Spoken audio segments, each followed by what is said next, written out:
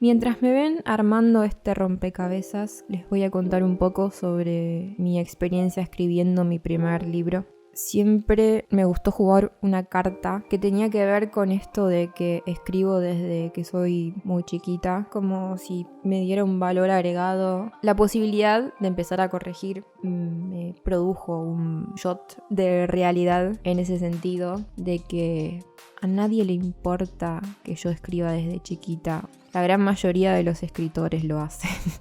El proceso significó muchísimo, no solo por la posibilidad de finalmente concretar esta idea que vengo trayendo hace tantos años de escribir un libro, sino por darme cuenta que no solo depende de los talentos con los que uno nace, es importantísimo educarse. Romper con esta idea romántica de que si vos tenés un sueño tenés que luchar para conseguirlo, y si querés tener éxito tenés que hacerlo todo. A ver, está perfecto, pero me merezco entender mi propio éxito, acortar un poco las variables de a dónde apunto. Creo que igual tiene que ver un poco con crecer eso, porque tengo como una dualidad conviviendo adentro mío en ese sentido, porque siento que a medida que voy creciendo, no sé si es que voy aceptando ciertas realidades o me voy conformando con que hay cosas que no me van a pasar y que yo creía antes que me iban a pasar. Pero también está bueno el proceso de volverlo algo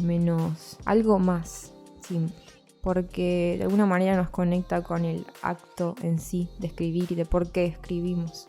Empecé a escribir el libro creo que en el 2019, fue antes de la pandemia. Ese primer borrador fue medio caótico porque quería contar un montón de cosas. Y en ese momento me acuerdo que a ese borrador se lo pasé a una amiga de Fran, pero no pude escuchar lo que me tenía para decir. Porque, a ver, yo durante toda mi vida escribí textos cortitos que los publicaba en redes sociales, pero nunca tuve como una devolución fresca, joven, de los textos largos que yo escribía. No sabía básicamente con qué me iba a enfrentar. Me apena mucho porque ella invirtió su tiempo. Creo que hubiese estado bueno escuchar lo que me tenía para decir, pero yo no estaba preparada. No quería que la persona que me diera ese sacudón de realidad fuera conocida, porque sentía que iba a ser doloroso. En el 2022 lo volví a corregir, o sea, hice como un borrador del borrador del borrador hasta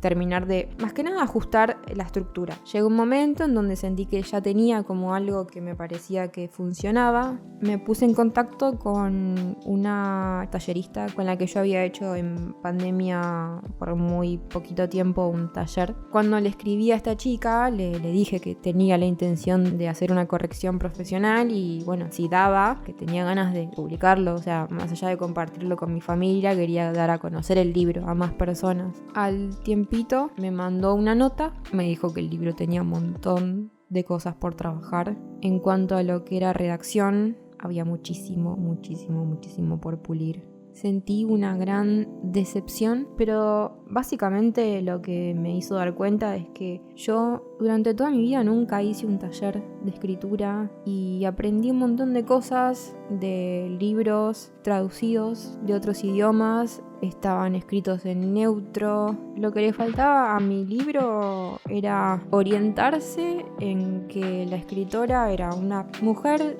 de 30 años de Buenos Aires, Argentina, dejar de hacer uso de formalidades o de recursos que ya están pasados de moda. Y la verdad es que bueno, me agarró mucha impaciencia, yo digo la puta, ya quería terminarlo. Pero después de que pasó la angustia, me cayó la ficha de que me faltaba leer un montón de literatura de escritoras argentinas de ahora, de acomodarme al presente. Más allá de que uno escribe lo que siente o cómo ve uno la vida, no dejamos de estar inmersos en una sociedad que responde a ciertas tendencias. Tampoco quisiera decir con esto que uno tiene que venderse, pero sin perder la voz propia, o mejor dicho, encontrando la voz propia, uno no tiene que desentenderse del entorno. Me puse a corregirlo, hice un proceso de crecimiento que, a ver, la verdad no sé si el libro es una obra maestra, no creo que lo sea, pero el crecimiento interno que hice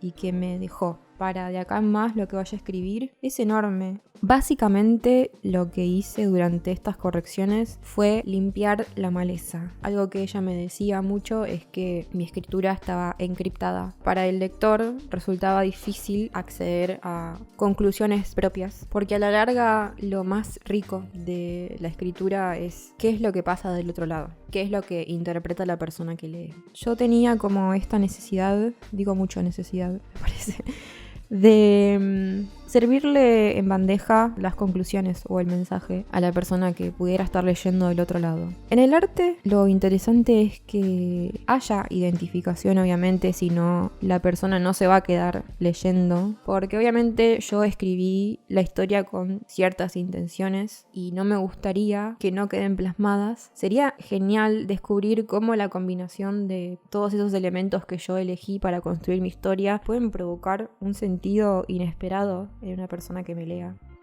La verdad es que me encantaría dar con alguna editorial que me lo publique, pero es difícil porque en general es una apuesta muy grande para las editoriales publicarle a alguien que no tiene carrera en la escritura o que no tienen como su público. O sea, no me quiero obsesionar con que pase eso. Si no pasa, lo terminaré publicando por mi cuenta. Creo que este podcast lo hago un poco por eso, porque quiero como formar una identidad mía como artista que nunca me había animado a definir. Siempre creí que me definía más mi trabajo, mi profesión, y la verdad es que la escritura, las historias son algo que me atraviesa y que me encantaría formar una identidad como artista en ese sentido. Ojalá les sea útil no solo a las personas que quieren escribir, sino a otros artistas en general de otras disciplinas. Me encantaría que les sea útil.